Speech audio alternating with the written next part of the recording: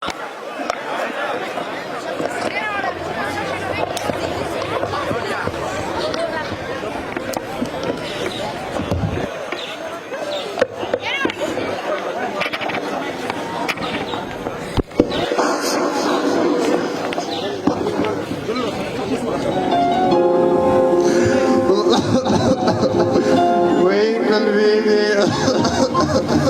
بابا مې بیا څه په سم کا کار راځي ځان پټکی واچي کړه کورمه خوږي کړه ناس خوږي چټي درواغ وای ځان پټکی واچي یو شی نه خوږي وای قلبي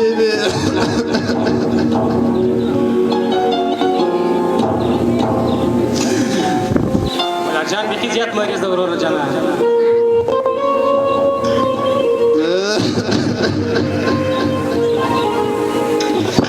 استيو نسيم دغه یو بلار جان دا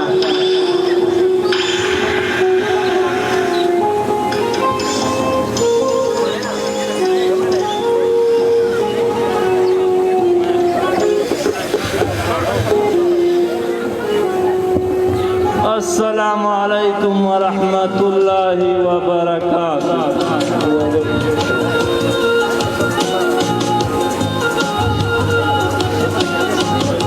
وای قلبي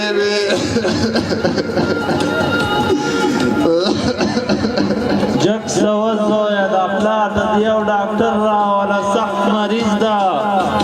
اجي سه دا درواغ وای مریض نه راځي ځان پټکی واچي دیوی ورس نه نه دوه ورځې سیده ویا کورمه خوږي ناس بس ځان پټکی واچي راځي خالد صاحب دا کور نه ورځي ساس در خلاص وزو یا ته جک صدا خو پالتلو شوی دا تعلیم یافته انسان جک ته یو ډاکټر ورته را ولا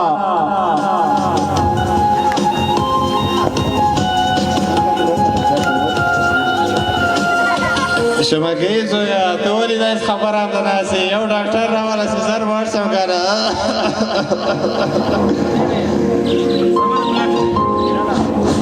سمره پلا جانا ته کې نه زنه دې کړي ته ورځما یو ډاکټر ته راوړم سم معاینه دي کی وای قلبي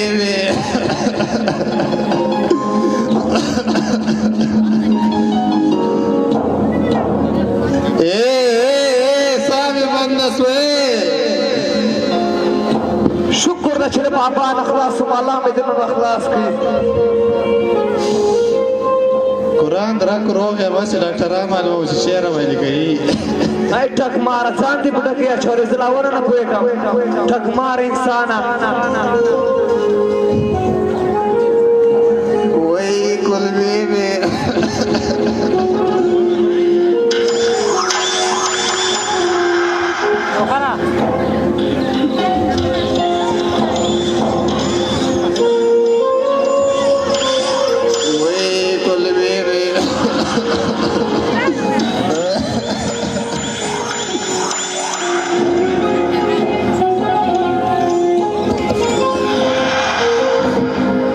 جانا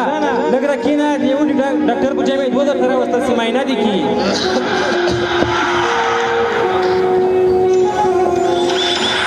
ډاکټر صاحب اجي صاحب باندې لکه سپیریان راغلي دي نه ډاکټر صاحب زه اوس په کوم څه کلمې خوږيږي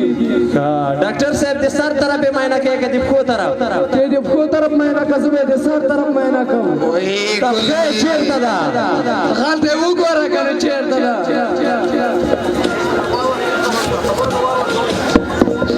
وای قلبي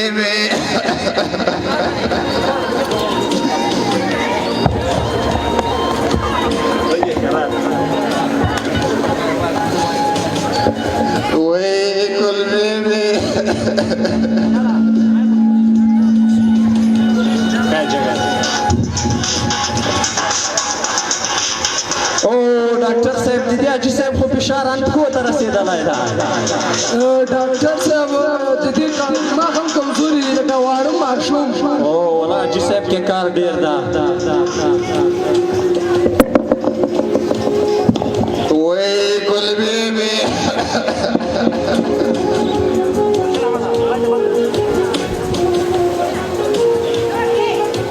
ډاکټر صاحب دا چې صاحب خو سترګې هم کار نه کوي ډاکټر صاحب وطن نه وي سترګې کار نه کوي ولې نه وي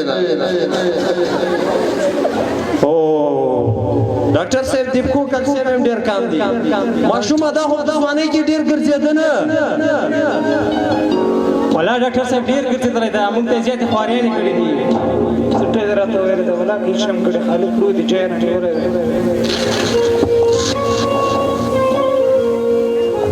ډاکټر صاحب دې سر طرف ماته پرېږده دیپکو طرف یې راسه زه لږ معاینه کوم وای کلوې وې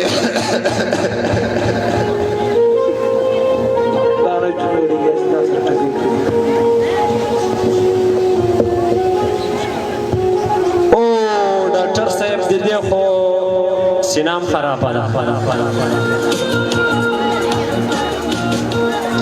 د دغه نوم څه شي د ماشومه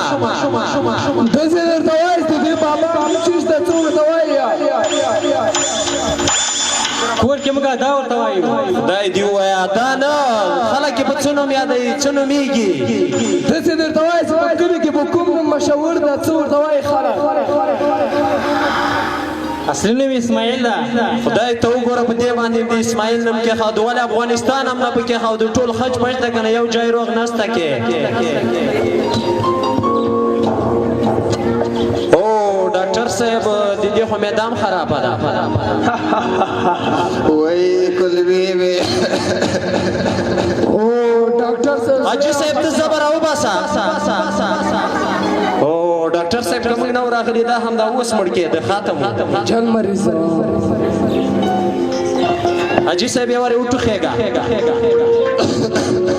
بیا وټخېګا ډاکټر صاحب سینا کې هم لږ زخم ستالک مشکل لري دا سینه خاتمه ده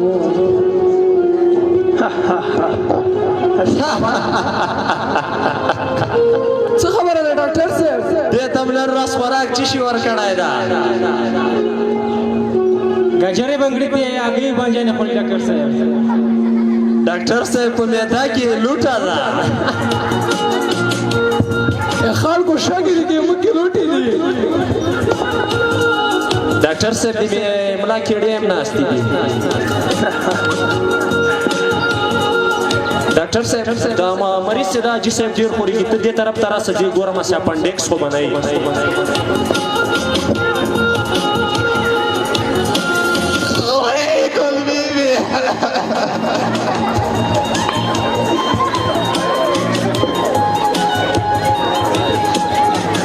ډاکټر صاحب دې عمر زنه ده نه دوه مریض داسې ټکې کوي ماشومه داسې د ملکی روغتون ده دا مریض موږ دلته نسو کتای سمه ده ته به داسې وایي چې دا به د ما شخصي کلینیک ته راولې هلته یو وړکه غوندې عملیاتو ته کوو کېدای شي د زړه عملیات هم ورته وکړو دومره روپۍ نه راځي مشکل نشته په یو عملیات باندې ساکم یا 1 لک یا 1.5 لک افغانۍ د ناخلو صحیح ده که نه دا به د ما روغتون د خامخا رالیږي که چېرې د نن شپه په کور کې پرېښوده نو دا جي صاحب ختم ده وای کلوې وې سمه ده ډاکټر صاحب هغلته به یو څه دلته نه کېږي